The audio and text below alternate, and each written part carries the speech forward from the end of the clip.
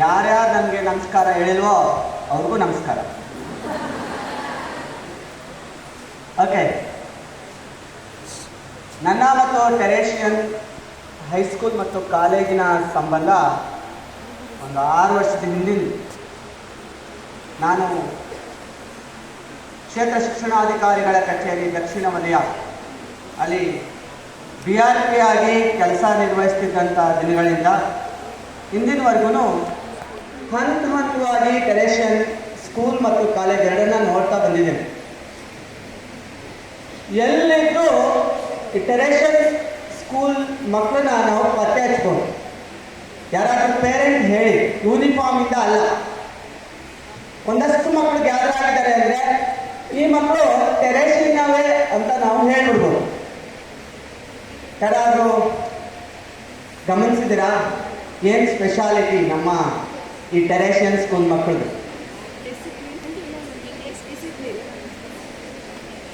ಹೇಳ್ತೀನಿ ನೋಡಿ, ಎಲ್ಲವನ್ನು ಸೂಕ್ಷ್ಮವಾಗಿ ಗಮನಿಸಿದ್ರೆ ಗೊತ್ತಾಗುತ್ತೆ. ಮೊದಲನೇದೇನಪ್ಪ ಅಂದರೆ ಈ ಟೆರೇಷಿಯಲ್ಲಿ ಓದಂಥ ಎಲ್ಲ ವಿದ್ಯಾರ್ಥಿಗಳು ಅಥವಾ ಓದ್ತಾ ಇರ್ತಕ್ಕಂಥವ್ರು ಯಾರೇ ದೊಡ್ಡವ್ರು ಕಂಡು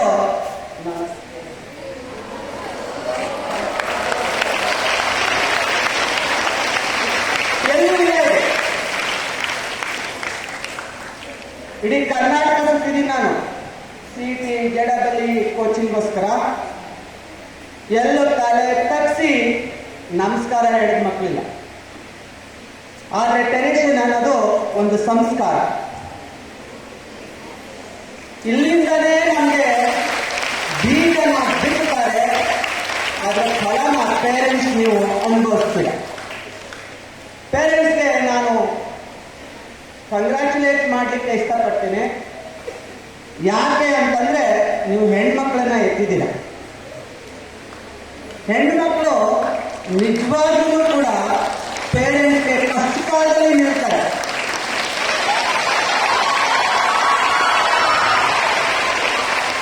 ಭಯಾನಕವಾಗಿ ಮಾತಾಡ್ತಾ ಇಲ್ಲ, ಸತ್ಯವನ್ನೇ ಹೇಳ್ತಾ ಇದ್ದೇನೆ. ಅಪ್ಪ ಅಮ್ಮನಿಗೆ ತೊಂದರೆ ಆದರೆ ಯಾವುದೇ ಕಷ್ಟ ಬಂದರೆ ಮೊದಲು ನಿಂತ್ಕೊಳ್ಳೋದು ಹೆಣ್ಮಕ್ಳು.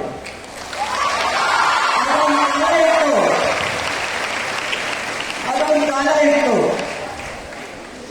ಗಂಡು ಮಗ ಹುಟ್ಟ ಅಂತೇಳಿ ಸ್ವೀಟ್ ಹಂಚ್ತಿದ್ರು. ಅದೊಂದು ಕಾಲ ಇತ್ತು. ಗಂಡು ಮಗ ಹುಟ್ಟಿದ ತಕ್ಷಣ ಸ್ವೀಟ್ ಹಂಚ್ತಾ ಇದ್ರು, ಊರಿಗೆಲ್ಲ ಸಿಹಿ ಹಂಚೋರು.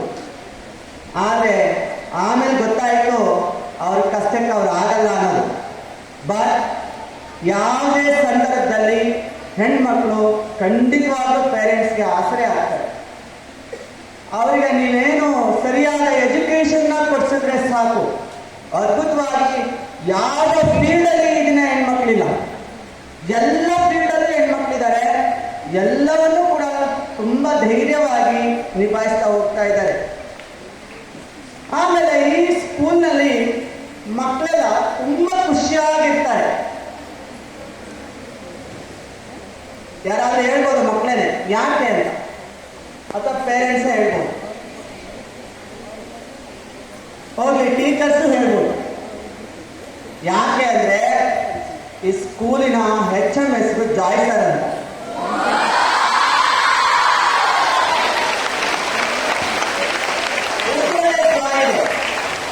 ಹಾಗಾಗಿ ಎಷ್ಟು ಚೆನ್ನಾಗಿ ನಾವು ಇಟ್ಕೊಂಡಿದ್ದಾರೆ, ಅಂಥವ್ರನ್ನ ಸೆಲೆಕ್ಟ್ ಮಾಡ್ಕೊಂಡಿದ್ದಾರೆ ನೋಡಿ. ನಾನು ಯಾವತ್ತೂ ಅವರು ಮುಖ ಗಂಟಾಕೊಂಡು ನೋಡಲೇ ಇಲ್ಲ. ನಾನು ವಿಸಿಟ್ ಮಾಡಿದಾಗೆಲ್ಲ ತುಂಬ ಖುಷಿಯಾಗಿ ಕರ್ಕೊಂಡು ಕೂರಿಸಿ ಮಾತಾಡಿಸಿ ತುಂಬ ಚೆನ್ನಾಗಿ ಶೇರ್ ಮಾಡ್ತಾರೆ. ಮಕ್ಕಳು ಖುಷಿ ಇದ್ದೀನಿ ಬಿಕಾಸ್ ಆಫ್ ಜಾಯ್ ಸರ್. ಅವರೊಬ್ಬರೇ ಅಲ್ಲ, ಎಲ್ಲ ಟೀಚರ್ಸಿಂದ ಅವರಲ್ಲಿ ಖುಷಿಯಾಗಿದ್ದೀವಿ ನೋಡಿ. ಇವತ್ತು ಪೇರೆಂಟ್ಸ್ ಡೇ ಆದ್ದರಿಂದ ನಿಮ್ಮ ಮಕ್ಕಳ ಉಪಸ್ಥಿತಿನಲ್ಲೇ ಒಂದು 5ರಿಂದ 10 ನಿಮಿಷದೊಳಗಡೆ ನಾನು ಮಾತು ಮುಗಿಸ್ತೀನಿ.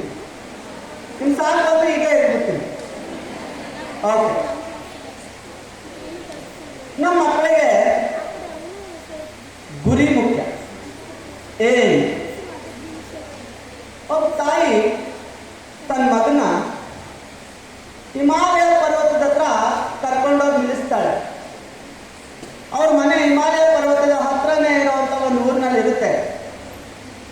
ದಿನ ಕುರಿ ಕಾಯಬೇಕಾದ್ರೆ ಹಿಮಾಲಯ ಪರ್ವತದ ಹತ್ರ ನಿಲ್ಲಿಸಿ ಆ ಮಗುಗೆ ಹೇಳ್ತಾ ಇರ್ತಾರೆ, ನೋಡ್ ಮಗ, ಇದು ನೋಡು ತುಂಬಾ ಎತ್ತರವಾಗಿದೆ, ಇದುವರೆಗೆ ಯಾರು ಇದನ್ನ ಹತ್ತಿಲ್ಲ, ನೀನು ಹತ್ತಿದ್ರೆ ಜಗತ್ತಿನಲ್ಲಿ ಒಂದು ದೊಡ್ಡ ಹೆಸರು ಮಾಡ್ತೀಯಾ, ಭೂಮಿ ಇರೋವರೆಗೆ ನಿನ್ನ ಹೆಸರಿರುತ್ತೆ ಅಂತ. ಮಗು ಆ ದಿನದಿಂದ ಪ್ರಯತ್ನ ಮಾಡ್ತಾನೆ. ಮೊದಲನೇ ದಿನ ಸ್ವಲ್ಪ, ಎರಡನೇ ದಿನ ಸ್ವಲ್ಪ, ಮೂರನೇ ದಿನ ಇನ್ನಷ್ಟು ಹೋಗಿ ಕೊನೆಗೊಂದಿನ ಹಿಮಾಲಯನೇ ಹತ್ತಾನೆ. ಯಾರು ಮೊದಲು ಹಿಮಾಲಯವನ್ನು ಹತ್ತಿದ್ದು? ಯಾರು ಹಿಮಾಲಯ ಪರ್ವತಕ್ಕೆ ಮೊದಲೆತ್ತಿದ್ದು?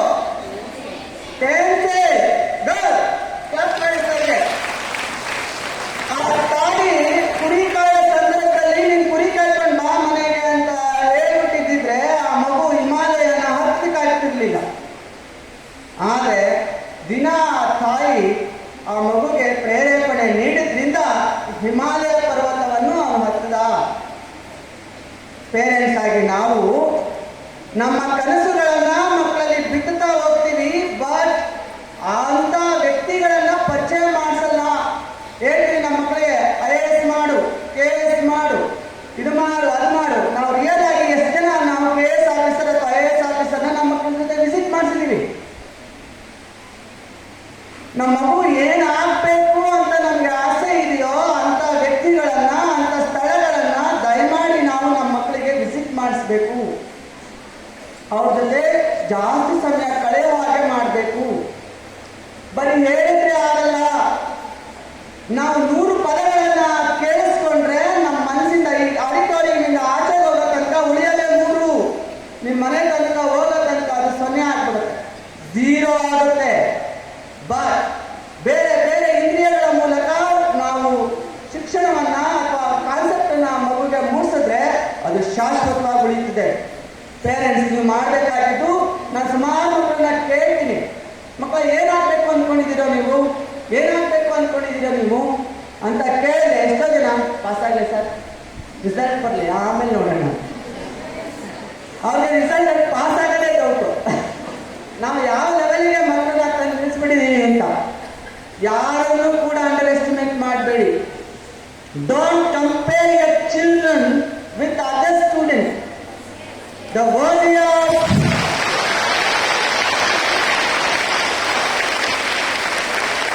ಇದನ್ನ ಕೋಟ್ ಮಾಡಿ ಇಟ್ಕೊಳ್ಳಿ. The worthy of competition is with me only. The worthy of competition is with me only. No one is superior to me and no one is inferior to me. ನನಗಿಂತ ಬೇರೆ ಯಾರು ಹೆಸರಲ್ಲಿಲ್ಲ, ನನಗಿಂತ ಕೆಳಗಿಲ್ಲ, ನಾನೇ. ಕಾಂಪಿಟೇಷನ್ ಇರಬೇಕಾಗಿರೋದು ನನ್ನಲ್ಲಿ ಮಾತ್ರ. ನಿನ್ನೆ ಏನು ಕಲಿತಿದ್ದೆ ನಾನು, ಅದಕ್ಕಿಂತ ಇವತ್ತು ನಾನು ಜಾಸ್ತಿ ಕಲಿಬೇಕು. ನಿನ್ನೆ ಯಾವ ಲೆವೆಲ್ ಇದ್ದೆ ನಾನು, ಅದಕ್ಕಿಂತ ಹೆಚ್ಚಿನ ಲೆವೆಲ್ ನಾನು ಇರಬೇಕು ಅನ್ನೋದಷ್ಟೇ ಕಾಂಪಿಟೇಷನ್ ಇರಬೇಕು ಹೊರತು, ಅಲ್ಲಿ ನೋಡು ಆ ಹುಡುಗ 100ಕ್ಕೆ 100 ತಗೊಂಡವನೆ, ನೀನು ಒಬ್ಬ ಕಾಲ್ಸಲ್ಲಿ ನುಗ್ಗು. ಅದಲ್ಲ.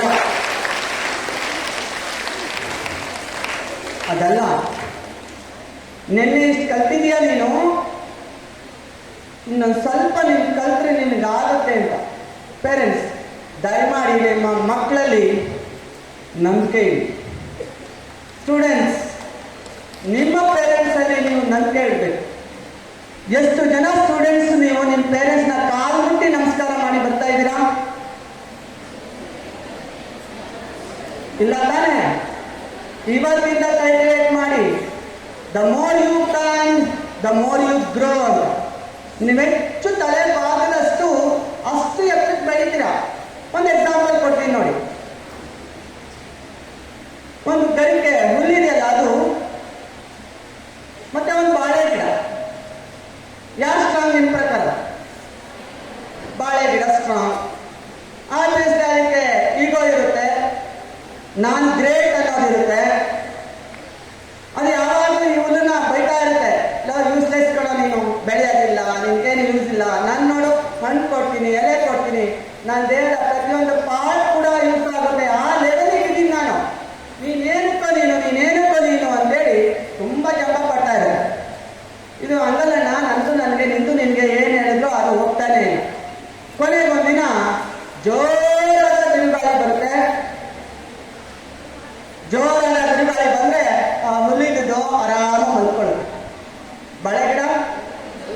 ಈಗೋ ನಾನ್ ಸ್ಟ್ರೆಂತ್ ಅಂತ.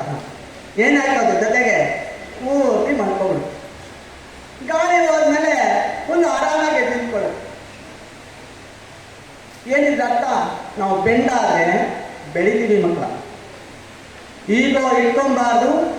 ನಿಮ್ಮ ಪೇರೆಂಟ್ಸ್ ಏನು ಹೇಳ್ತಾರೋ ಅದನ್ನ ಸಾಕಾರ ಮಾಡೋಕ್ಕಾಗೇನೆ ದೇವ್ರು ನಮ್ಮ ಮನೇಲಿ ಕಳಿಸಿರೋದು. You are the extended parts your parents.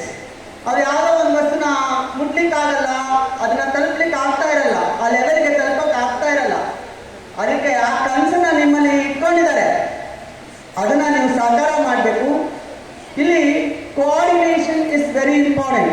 ಒಂದು ಥಿಂಗ್, ದಯಮಾಡಿ ಪೇರೆಂಟ್ಸ್ ಮತ್ತು ಮಕ್ಕಳು ಮನೆಯವರೆಲ್ಲ ಒಟ್ಟಿಗೆ ಕೂತ್ಕೊಂಡು ಊಟ ಮಾಡೋದನ್ನ ಮೊದಲು ಮಾಡಿ. ಒಟ್ಟಿಗೆ ಕೂತ್ಕೊಂಡು ಊಟ ಮಾಡಬೇಕು. ಇದು ಇತ್ತೀಚೆಗೆ ಅದು ಕಳೆದೋಗ್ತಾ ಇದೆ. ಅಪ್ಪ ಒಂದ್ಸರಿ ಊಟ ಮಾಡ್ಕೊಂಡು ಹೋಗ್ತಾರೆ, ಅಮ್ಮ ಇನ್ಯಾವಾಗಲೂ ಆಸೆ ಉಳ್ಕೊಂಡು ಊಟ ಮಾಡ್ತಾರೆ, ಎಲ್ಲರಿಗೂ ಮಧ್ಯದಲ್ಲಿ ಮಕ್ಕಳಿಗೆ ಊಟ ಮಾಡಿ ಕಳಿಸ್ಬಿಡ್ತಾರೆ. ಇದು ಆಗ್ಬಾರ್ದು. ಎಷ್ಟು ಜನ ಪೇರೆಂಟ್ಸ್ ನೀವು ಬಿಗ್ ಬಾಸ್ ನೋಡ್ತಾ ಇದ್ದೀರಿ? ಯಾರು ಬೇಗ ಮಕ್ಕಳ ನೋಡ್ತಿಲ್ಲ ಅದನ್ನ ನಗ್ತಾ ಇದ್ದೀವಿ ಅಂದ್ರೆ ನೋಡ್ತಾ ಇದ್ದೀವಿ ಅಂತನಾ? ನಾವು ಹೇಳ್ತೀವಿ ಮಕ್ಕಳಿಗೆ, ನಿನ್ನ ಹಾಳು ಮಾಡ್ತಾ ಇರೋದು 3. ಏನ 3? ಏನು? ನಮ್ಮ ಮಕ್ಕಳಿಗೆ ಗೊತ್ತಿದೆ, ಫೋನ್. ಎರಡನೇದು ಲವ್ಲಿ. ನೋಡಿ ಗೊತ್ತವ್ರಿಗೆ ಯಾರು ಮಾಡ್ತಾರೆ ಅಂತ ನಾವೇನು ಹೇಳ್ಬೇಕಾಗಿಲ್ಲ, ಅವ್ರಿಗೆ ಯಾವ್ದೇ ಗೊತ್ತು. ನಾವು ಹಾಳಾಗ್ತಾರೆ ಯಾವ್ದ್ರಿಂದ ಗೊತ್ತಿದೆ ಅವ್ರಿಗೆ. ನಂಬರ್ 3 ಹೇಳ್ತಾರೆ ಅಪ್ಪಂದ್ರು ಅಮ್ಮಂದಿಲ್ಲ, ನನ್ನ ಮಗ ಒಳ್ಳೆಯವನೇ, ನನ್ನ ಮಗಳು ಒಳ್ಳೆಯವಳೆ. ಅವರೆಲ್ಲ 3 ಜನ ಅವರು ಹಾಳು ಮಾಡಿರೋದು ಅವ್ರನ್ನ. 3ನೇ ಕ್ಯಾಟಗರಿ ಅದು. ಮೊದಲನೇ ಮತ್ತು 2ನೇ ಕ್ಯಾಟಗರಿ ನೋಡೋಣ. ಈಗ ಫಸ್ಟ್ ಕ್ಯಾಟಗರಿ, ಟಿವಿ ನೋಡ್ತಿರ್ತೀರ. ಪೇರೆಂಟ್ಸ್ ಎಲ್ಲ ಟಿವಿ ನೋಡ್ತಾ ಇರೋದು. ಹೊತ್ತೋಗು, ರೂಮ್ ಕೊಟ್ಟಿಲ್ವಾ ನಿಮಗೆ? ಅಲ್ಲಿಲ್ವಾ? ಅಲ್ಲಿ ಹೋಗು, ಬುಕ್ಸ್ ತಂದು ಕೊಟ್ಟಿಲ್ವಾ? ಫೀಸ್ ಕಟ್ಟಿಲ್ವಾ? ಹೋಮ್ವರ್ಕ್ ಕೊಟ್ಟಿಲ್ವಾ ನಿಮಗೆ? ಓದ್ಕೋಗೋನು ಮಾಡಬೇಡಿ ಅದನ್ನ. ನೀವು ಟಿವಿ ನೋಡ್ತಾ ಇದ್ರೆ ನಿಮ್ಮ ಮಕ್ಕಳು ಓದಕ್ಕೆ ಹಿಂಗಾಗುತ್ತೆ. ನಮ್ಮ ಮಕ್ಕಳು ಹೇಳೋದನ್ನ ಕೇಳಲ್ಲ. ನಮ್ಮ ಮಕ್ಕಳು ಹೇಳೋದನ್ನ ಕೇಳಲ್ಲ, ನಾವು ಮಾಡೋದನ್ನೇ ಮಾಡೋದು. ನೀವು ಟಿವಿನ ಇನ್ನು 3 ತಿಂಗಳು ತ್ಯಾಗ ಮಾಡಿ. ನಿಮ್ಗುವೆ ಅವ್ರು ತ್ಯಾಗ ಮಾಡಿದ್ರು ನಿಮ್ಗೆ ಸಿಗಲ್ಲ. 3 ತಿಂಗಳು ದಯಮಾಡಿ ಟಿವಿನ ಬಂದ್ ಮಾಡಿ. ಒಂದಷ್ಟು ಬುಕ್ಸ್ನ ತಗೊಂಡು ಬನ್ನಿ. ನಮ್ಮ ಜಾಸ್ತಿ ಪ್ರೊವೈಡ್ ಮಾಡ್ತಾರೆ. ಒಂದಷ್ಟು ಲೈಬ್ರರಿಲಿ ಯಾವ್ದಾದ್ರು ಸ್ಟೋರೀಸ್ ಇದ್ರೆ ಅಥವಾ ಎಥಿಕ್ಸ್ ಸಂಬಂಧಪಟ್ಟಂಗೆ ನಿಮ್ಗೆ ಯಾವುದು ಫೀಲ್ಡ್ ಇಂಟ್ರೆಸ್ಟ್ ಇದೆಯೋ ಅದನ್ನ ತಗೊಳ್ಳಿ. ನಿಮ್ಮ ಮಕ್ಕಳ ಜೊತೆ ಓದ್ತಾ ಕೂತ್ಕೊಳ್ಳಿ. ಅವರಲ್ಲಿ ಓದ್ತಿರ್ಬೇಕು, ನೀವಿಲ್ಲಿ ಓದ್ಬೇಕು. ಪ್ರೀತಿಯಿಂದ ಓದಿಸಿ, ಖಂಡಿತ ಓದ್ತಾರೆ. ನಾವು ಮಾಡಲ್ಲ. ಓದ್ಕೋ, ನಿನ್ನ ಕಾಲದಲ್ಲಿ ನಾವೆಲ್ಲ ಓದಕ್ಕೆ ಬಂದಿದ್ವಿ. ನಾನು ಚಪ್ಪಲಿ ಇಲ್ದೇನೆ, ಬಟ್ಟೆ ಇಲ್ದೇನೆ, ಊಟ ಮಾಡೋಕ್ಕೆ ಸರಿಯಾದ ಊಟ ಇಲ್ದೇನೆ ಓದಿದ್ದೀನಿ. ನಮ್ಮ ಅಪ್ಪ ಅಮ್ಮ ಏನು ಮಾಡಿದ್ರು ಗೊತ್ತಾ ನನಗೆ? ನಿಮ್ಮ ಪೇರೆಂಟ್ಸನ್ನ ಆ ಮಕ್ಕಳ ಮುಂದೆ ಬ್ಲೇಮ್ ಮಾಡಬೇಡಿ. ಅವರು ಅದೇ ಮಾಡ್ತಾರೆ ಅವ್ರ ಮಕ್ಕಳ ಮುಂದೆ. ಹಾಗಾಗಿ ದಯಮಾಡಿ ನೀವು ಓದಿ. ನಮ್ಮಮ್ಮ ಹೇಳ್ತಾ ಇದ್ರು ನನಗೆ, ಅವ್ರೇನು ಓದ್ತಾರಲ್ಲ ಗಟ್ಟಿಯಾಗಿ ಓದು ಮಗನೇ ಅಂತ, ಜೋರಾಗಿ ಓದು ಅಂತ. ಸೈನ್ಸ್ ಹೇಳುತ್ತೆ, ಸೈಕಾಲಜಿ ಹೇಳುತ್ತೆ, ಜಾಸ್ತಿ ಜೋರಾಗಿ ಓದಿದ್ರೆ ಸ್ಟ್ರೆಸ್ ಆಗುತ್ತೆ, ಸೈಲೆಂಟ್ ರೀಡಿಂಗು ಬೇಕು ಅಂತ. ಬಟ್ ನಮ್ಮಮ್ಮ ಹೇಳ್ತಿರ್ಲಿಲ್ಲ, ಓದು ಜೋರಾಗಿ ಓದು ಅಂತ. ಅವ್ರಿಗೇನಾಗಬೇಕು? ಎನ್ಶ್ಯೂರ್ಮೆಂಟ್. ಅವರು ನನ್ನ ಮಗ ಓದ್ತಾ ಇದ್ದಾನೆ ಅಂತ ಅವ್ರಿಗೆ ಗೊತ್ತಾಗಬೇಕು. ಸೊ ಹಾಗಾಗಿ ಓದ್ಕೊಂಡು ಜೋರಾಗಿ. ನಾವು ಆ ಸಂಸ್ಕೃತಿಯಿಂದ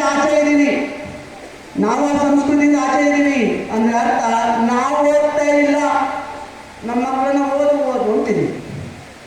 ನಿಮ್ಗೆ ಅರ್ಥ ಆಗಿ ನೀವು ಎಷ್ಟೋ ಜನ ತುಂಬ ಚೆನ್ನಾಗಿ ಓದಿರ್ತಕ್ಕಂಥ ಕ್ವಾಲಿಫೈಡ್ ಜನರಿದ್ದೀರಿ. ನಿಮ್ಗೆಲ್ಲರಿಗೂ ಅರ್ಥ ಆಗುತ್ತೆ 10th ಸ್ಟ್ಯಾಂಡರ್ಡ್ ಅಂದ್ರೆ ಏನು ಅಂತೇಳಿ. ಅದೆಲ್ಲ ನಿಮ್ಗೆ ಅರ್ಥ ಆದರೆ ನೀವೇ ಓದಿಸಿ, ಅಥವಾ ನಿಮಗೆ ಬೇಕಾದ್ರೆ ನೀವು ಓದಿ, ಅವ್ರ ಪಡೆಗೆ ಓದಿ. ನಾನು ಹೇಳ್ತೀನಿ, ನಿಜವಾಗ್ಲೂ ನಾನು ಹೇಳ್ತಾ ಇದ್ದೀನಿ. ನಾನು ಇದೇ ಫೀಲ್ಡಲ್ಲಿ 20 ವರ್ಷದಿಂದ ಕೆಲಸ ಮಾಡ್ತಿರೋ ಒಂದು ಅನುಭವದಲ್ಲಿ ಮಾತಾಡ್ತಿದ್ದೀನಿ. ನಮ್ಮ ಮಕ್ಕಳು ಎಲ್ಲರೂ ಬುದ್ಧಿವಂತರಿದ್ದಾರೆ, ಆದ್ರೆ ನಮ್ಮನ್ನ ಓದಕ್ಕೆ ಕೂರ್ಸಕ್ಕಾಗ್ತಾ ಇಲ್ಲ ನಾವಷ್ಟೇ. ಸರಿಯಾಗಿ ಓದಕ್ಕೆ ಕೂರ್ಸಿದ್ರೆ ಅವ್ರನ್ನ ಖಂಡಿತ ಅವರೆಲ್ಲ ಸಕ್ಸಸ್ ಪಡಿತಾರೆ. ದಯಮಾಡಿ ಓದಿಸಿ. ಎರಡನೇದು ಏನಪ್ಪಾ ಅಂತಂದ್ರೆ, ಅವರು ನೀವು ಓದಿದ್ದೀನ ನೀವು ಹೇಳ್ತಿರಲ್ಲ ಅದನ್ನ ಪ್ರಾಕ್ಟೀಸ್ ಮಾಡಬೇಕು. ನೋಡಿ, ಒಬ್ರು ಋಷಿ ಇರ್ತಾರೆ. ಆ ಋಷಿ ಒಂದೂರಿಂದ ಇನ್ನೊಂದೂರಿಗೆ ವಿಸಿಟ್ ಮಾಡ್ತಾರೆ. ಅಥವಾ ಒಬ್ರು ಫಾದರ್, ಯಾರೋ ಒಬ್ರು ಫಾದರ್ ಇರ್ತಾರೆ ನಿಮ್ಮ ಕ್ರಿಶ್ಚಿಯನ್ ಸಮುದಾಯಗಳು ಅಥವಾ ಹಿಂದೂ ಸಮಾಜದಲ್ಲಿ ಯಾರೊಬ್ರು ಋಷಿ ಅಥವಾ ಯಾರೊಬ್ರು ತಿಳ್ಕೊಂಡವ್ರು ಇರ್ತಾರೆ. ಅವ್ರ ಕೆಲಸ ಏನಪ್ಪಾ ಅಂದ್ರೆ ಒಂದೂರಿಂದ ಇನ್ನೊಂದೂರಿಗೆ ಟ್ರಾವೆಲ್ ಮಾಡೋದು. ಆ ದಿನ ಸಂಜೆ ಆ ಊರಿನ ಎಲ್ಲ ಜನರನ್ನ ಸೇರಿಸ್ಕೊಂಡು ಅವ್ರ ಸಮಸ್ಯೆಗಳಿಗೆ ಪರಿಹಾರ ಕೊಡೋದು. ಇದರಲ್ಲಿ ತುಂಬಾ ಚೆನ್ನಾಗಿ ಆ ಪೇರೆಂಟ್ಸ್ ಮತ್ತು ಸ್ಟೂಡೆಂಟ್ಸ್ ಪಾರ್ಟಿಸಿಪೇಟ್ ಮಾಡಬೇಕು. ಈ ಸ್ಟೋರಿನಲ್ಲಿ ಕರೆಕ್ಟ್ ಆಗಿರೋ ಆನ್ಸರ್ ಹೇಳಿದ್ರೆ ಅವರಿಗೆ ಪ್ರೈಸಸ್ ಇದೆ, ಆಯ್ತಾ? ಯಾರು ಕರೆಕ್ಟ್ ಎಲ್ಲ ಸರ್ ಆನ್ಸರ್ ಮಾಡಿದ್ರೆ ಲಾಸ್ಟ್ ಕ್ವಶನ್ಗೆ, ಅದೇ ರೀತಿ ಈಗ ಕ್ವಶನ್ ಇರುತ್ತೆ ಈ ಸ್ಟೋರಿನಲ್ಲಿ. ದಯಮಾಡಿ ಆನ್ಸರ್ ಮಾಡಿ. ಯಾರು ಫಸ್ಟ್ ಕರೆಕ್ಟ್ ಆನ್ಸರ್ ಮಾಡ್ತಾರೆ ಅವರಿಗೆ ಪ್ರೈಸ್ ಇದೆ. ರೈಟ್, ನೀಟಾಗಿ ಕೇಳಿಸ್ಕೊಳ್ಳಿ ಮಕ್ಕಳ, ಪೇರೆಂಟ್ಸು ಕೂಡ.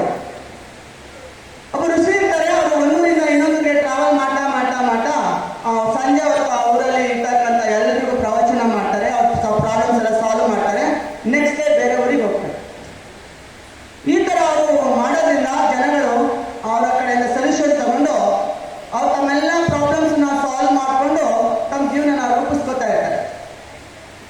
ಒಂದು ಊರಿಗೆ ಹೀಗೇನೆ ಬಂದಾಗ ಅಲ್ಲೊಂದು ಹುಡುಗ ಇರ್ತಾನೆ. ಅವನು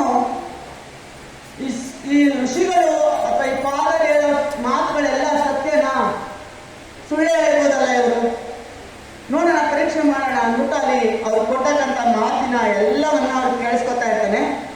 ಕೊನೆಗೆ ಎಲ್ರಿಗೂ ಅವರು ಆನ್ಸರ್ಸ್ ಮಾಡಿದ ಮೇಲೆ ಇವ್ನು ಹೋಗ್ತಾನೆ, ಗುರುಗಳೇ ನೀವೆಲ್ಲರ ಸಮಸ್ಯೆನೂ ನೀವು ಬಗೆಹರಿಸ್ತೀರಾ? ಬಗೆಹರಿಸ್ತೀನಿ ಅಂತಲ್ಲ, ಅದಕ್ಕೇನಾದ್ರೂ ಪರಿಹಾರ ನಾನು ಸೂಚಿಸ್ತೀನಿ, ಕೇಳಿಕೊಳ್ಳಿ ಏನು.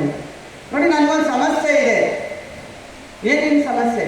ನಾನು ಈ ಹರಿಯೋ ನೀರಿನ ಮೇಲೆ ನಡ್ಕೊಂಡು ಹೋಗ್ಬೇಕು. ನನ್ನ ಕಾಲು ಒದ್ದೆ ಆಗಲ್ಲ. ನೀರು ಫ್ಲೋಟ್ ಆಗ್ತಾ ಇರುತ್ತೆ, ಅದ್ರ ಮೇಲೆ ನಾನು ನಡ್ಕೊಂಡು ಹೋಗ್ಬೇಕು. ನನ್ನ ಕಾಲು ಒದ್ದೆ ಆಗಬಾರ್ದು. ಇದಕ್ಕೆ ನನಗೆ ಒಂದು ಪರಿಹಾರ ಕೊಡಿ. ಇಷ್ಟೇನಾ? ಬಾಯಿ ಅಂತ ಹೇಳಿ ಅವನ ಕಿವಿನಲ್ಲಿ ಒಂದಷ್ಟು ವರ್ಡ್ಸ್ ನಾವು ಹೇಳ್ತಾರೆ, ಮಂತ್ರನ ಹೇಳ್ತಾರೆ. ಇದನ್ನ ನೀನು 21 days ಪ್ರಾಕ್ಟೀಸ್ ಮಾಡಬೇಕು. 21 days ನೀನು ಪ್ರಾಕ್ಟೀಸ್ ಮಾಡಬೇಕು. ಆಮೇಲೆ ಇದನ್ನ ಮಾಡು, ನಿನ್ಗೆ ಆಗುತ್ತೆ ಅಂತ. ಸರಿ, ಆ ಹುಡುಗ 21 days ಅವ್ರು ಏನು ಹೇಳಿದ್ರು ಅದನ್ನ ಹೇಳ್ಕೊಂಡು ತನ್ನ ಬ್ರೈನ್ ಸ್ಟ್ರಾಂಗ್ ಮಾಡ್ಕೋತಾನೆ. 21st day ಅಥವಾ 21st day ಅವನೇನ್ ಮಾಡ್ತಾನೆ, ವಾಟರ್ ಮೇಲೆ ಕಾಲಿಡ್ತಾನೆ. ಹರಿತಾ ಇರೋ ನೀರ್ ಮೇಲೆ ಆರಾಮಾಗಿ ನಡ್ಕೊಂಡು ಹೋಗಕ್ಕಾಗುತ್ತೆ ಅವನು. ಎಲ್ಲರೂ ಇವ್ನು ನೋಡಿ, ಓ ಏನ್ ಇಷ್ಟೊಂದು ವಿದ್ಯೆ ಕಲ್ತ್ಬಿಟ್ಟ ಇವನು, ಗ್ರೇಟ್, ಹಾಗೆ ಹೀಗೆ ಅಂತೆಲ್ಲ ಹೋಗ್ಬಿಟ್ಟಿರ್ತಾರೆ. ಅವನು ಅದೇ ತರ ನದಿನ ಆ ಕಡೆಯಿಂದ ಈ ಕಡೆ, ಈ ಕಡೆಯಿಂದ ಆ ಕಡೆ ಓಡಾಡಬೇಕಾದ್ರೆ ಅದ್ರ ಮೇಲೆ ಆರಾಮಾಗಿ ಓಡಾಡ್ತಾ ಇರ್ತಾನೆ. ಯಾವುದೇ ರೀತಿ ತೊಂದರೆ ಆಗ್ತಾ ಇರಲ್ಲ ಅವನಿಗೆ. ಎರಡನೇ ರೌಂಡು ಋಷಿ ಅದೇ ಊರಿಗೆ ಬಂದಿರ್ತಾರೆ. ಇನ್ನೊಂದು ರೌಂಡಲ್ಲಿ ಅವರು ಪ್ರವಚನ ಕೊಡ್ಲಿಕ್ಕೆ ಏನಾಗ್ಬಿಡುತ್ತೆ, ಪ್ರವಾಹ ಬಂದ್ಬಿಡುತ್ತೆ, ಫ್ಲಡ್ ಬಂದ್ಬಿಡುತ್ತೆ. ಯಾವಾಗ ಫ್ಲಡ್ ಬರುತ್ತೋ ಆ ಋಷಿಗಳು ಮುಳುಗ್ತಾ ಹೋಗ್ತಾ ಇರ್ತಾರೆ. ಯಾರು ಮಂತ್ರವನ್ನ ಹೇಳ್ಕೊಟ್ರೋ ಅವರೇ ಮುಳುಗ್ತಾ ಇರ್ತಾರೆ. ಈ ಹುಡುಗ ನೋಡ್ತಾನೆ, ಯಾಕೆ ನೀವು ಮುಳುಗ್ತಾ ಇದ್ದೀರಿ? ಎದ್ದೇಳಿ ಎದ್ದೇಳಿ, ಮಂತ್ರ ಹೇಳಿ ಮಂತ್ರ ಹೇಳಿ ಮಂತ್ರ ಹೇಳಿ, ಎದ್ದೇಳಿ ಎದ್ದೇಳಿ, ಇಲ್ಲ ಕಾಪಾಡು ಕಾಪಾಡು ಕಾಪಾಡು ಅಂತ ಅವರು ಗುರುಗಳು ಇವನ ರಕ್ಷಣೆ ಪಡಿತಾರೆ. ಇವನು ಅವ್ರ ಗುರುಗಳನ್ನ ಕೈ ಹಿಡಿದ ಮೇಲೆ ಕಟ್ಟಿ ಪಾರ್ ಮಾಡ್ತಾರೆ. ಈಗ ಕ್ವಶನ್ ನಿಮ್ಗೆ, ಹುಡುಗನಿಗೆ ಯಾಕೆ ನೀರಿನ ಮೇಲೆ ನಡೆಯಕ್ಕಾಯ್ತು? Very good. ನೋಡಿ, ಯಾರು ಹೇಳಿದ ಆನ್ಸರ್ ಅಲ್ಲೇ? ಸೂಪರ್, ಕ್ಲಾಪ್ ಮಾಡಿ ಅವರಿಗೆ. ಗುರುಗಳಿಗೆ ಯಾಕಾಗಲಿಲ್ಲ? ಪ್ರಾಕ್ಟೀಸ್ ಮಾಡಲಿಲ್ಲ. ನಮ್ಮ ಟೀಚರ್ಸ್ ಎಷ್ಟು ಜನ ಪಾಠ ಮಾಡ್ತಾರೆ ಗೊತ್ತಾ? ಅದೆಲ್ಲ ಅವ್ರದೇ ಆಗಿರುತ್ತೆ. ನಮ್ಮ ಮಕ್ಕಳಿಗೆ ಟ್ರಾನ್ಸ್ಫರ್ ಮಾಡ್ತಾರೆ, ಆದ್ರೆ ಉಳಿಸ್ಕೊಳಕ್ ಆಗ್ತಾ ಇಲ್ಲ. ನಾವು ನಮ್ಮ ಮಕ್ಕಳು ಉಳಿಸ್ಕೊಳಕ್ ಆಗ್ತಾ ಇಲ್ಲ. ಮಕ್ಕಳು ಉಳಿಸ್ಕೋಬೇಕು ಅಂದ್ರೆ ಏನ್ ಮಾಡ್ಬೇಕು? ಅವರು ಪ್ರಾಕ್ಟೀಸ್ ಮಾಡಬೇಕು. 8 hours ಇರ್ತಾರೆ. 6 ಸಬ್ಜೆಕ್ಟ್ ನಮ್ಮ ಶಾಲೆಯಲ್ಲಿ, ಟೆಲಿವಿಷನ್ ಶಾಲೆಯಲ್ಲಿ ಕಲಿಸ್ತಾರೆ.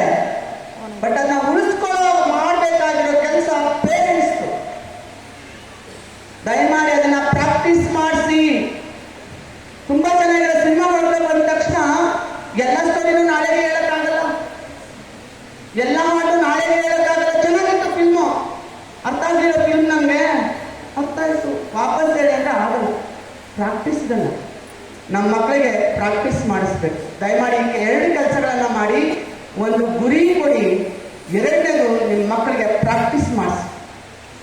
ಈ 4 ಅಂಶಗಳು, ನಾನು ಮುಂದೆ ಇರೋ 4 ಅಂಶಗಳು ನಿಮ್ಮ ಮಕ್ಕಳಲ್ಲಿ ಇದ್ರೆ ಇಡೀ ಜಗತ್ತಿಗೆ ಅವರು ಬೆಸ್ಟ್ ಆಗ್ತಾರೆ. ನಂಬರ್ 1, ಬೋಲ್ಡ್ ಆಗಿರ್ಬೇಕು ನಿಮ್ಮ ಮಕ್ಕಳು. ಯಾರಾದ್ರೂ ಒಂದು ಡೆಫಿನೇಷನ್ ಹೇಳಿದ್ರೆ ಅವ್ರಿಗೆ ಪ್ರೈಸ್ ಇದೆ. ಬೋಲ್ಡ್ ಅಂದ್ರೆ ಏನು? ಒಬ್ಬರು ಕೈ ಮೇಲೆ ಮಾಡಿ ಹೇಳ್ಬೇಕು, ತಿನ್ಕೊಡು. Yes sir.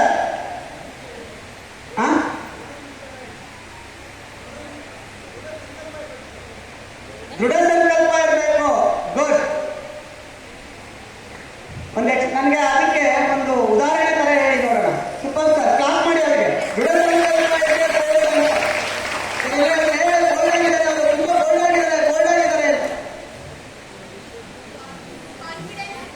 ಕಾನ್ಫಿಡೆನ್ಸ್ ಇರಬೇಕು. ಬೇರೆದೊಂದು ಆಲ್ಟರ್ನೇಟ್ ವರ್ಡ್ ಹೇಳ್ಬೇಡಿ ನನಗೆ. ಹಿಂಗಿದ್ರೆ ಬೋಲ್ಡ್ ಅಂತ.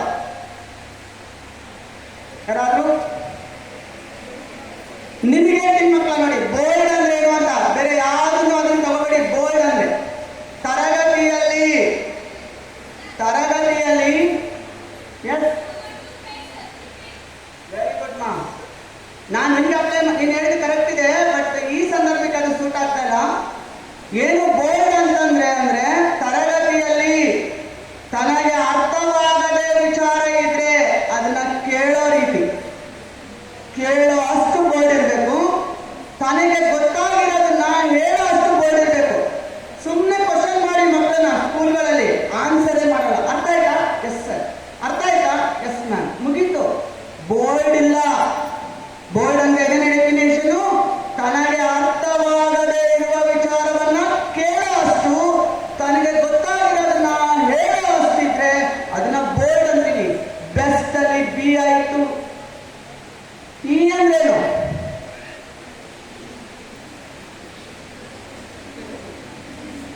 ನಮ್ಮ ಮಕ್ಕಳಿಗೆ ಎನರ್ಜಿ ಬೇಕು. ಆ ಎನರ್ಜಿ ಅವ್ರು ಓದೋದ್ರಿಂದ ಬರುತ್ತೆ. ಎಸ್ ಅಂದ್ರೆ ಏನು? ನೀವೇನು ಕಾಯ ಮಾಡಬೇಡಿ. 2 ಮಾಡಿ ಸಾಕು. ಒಂದು ಮೊಬೈಲ್, ಒಂದು ಟಿವಿ, 3ನೇದು ಸ್ವಲ್ಪ ಬೇಕಾಗಿದೆ. ಫ್ರೆಂಡ್ಸು ಒಳ್ಳೆಯದು ಮಾಡ್ಕೊಳ್ಳಿ, ನಿಮ್ಮ ಪೇರೆಂಟ್ಸ್ ಖುಷಿ ಆಗುತ್ತೆ. ರೈಟ್. ಎಸ್ ಅಂದ್ರೆ ಸಿನ್ಸಿಯಾರಿಟಿ ಅಂತ. ಸಿನ್ಸಿಯಾರಿಟಿ ಅಂದ್ರೆ ಡೆಫಿನೇಷನ್ ಹೇಳ್ತೀರಾ? ಸಿನ್ಸಿಯಾರಿಟಿ ಅಂದ್ರೇನು?